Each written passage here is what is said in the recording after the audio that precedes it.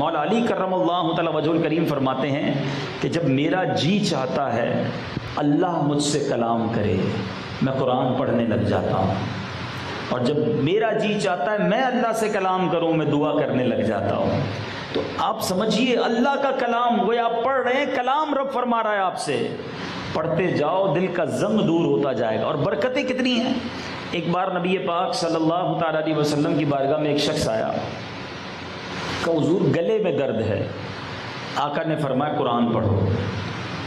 ایک شخص نے آ کر کہا حضور سینے میں درد ہے، نبی پاک نے فرمایا قرآن پڑھو۔ یعنی قرآن میں شفا ہے، قرآن میں برکت ہے، قرآن بیماریوں سے نجات کا ذریعہ ہے، لیکن ہم قرآن کو چھوڑے بیٹھے ہیں۔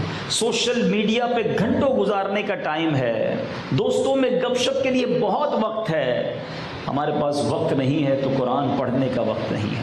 ایسا نہ کریں، یہ نزول قرآن کا مہینہ ہے۔ میرے آقا علیہ الصلوۃ والسلام اس مہینے میں کتنی تلاوت کرتے، جبریل امین آقا کی بارگاہ میں آتے اور سرور کائنات علیہ الصلوۃ والسلام جبریل امین کے ساتھ مل کر قرآن کا دور کیا کرتے۔ میں بھی نیت کروں اور آپ بھی نیت کریں کہ قرآن سے سچی دوستی کریں گے، قرآن روزانہ کچھ نہ کچھ پڑھیں۔ اپنے آپ سے وعدہ کر لو کہ میں سوؤں گا نہیں کسی اس دن جس دن میں نے قرآن کچھ نہ پڑھا ہو، میری آنکھوں نے قرآن نہ دیکھا ہو، میرے کانوں نے کچھ تلاوت قرآن نہ کی ہو۔ پھر آپ دیکھیں انشاءاللہ آپ کو کیسی برکتیں ملتی ہیں۔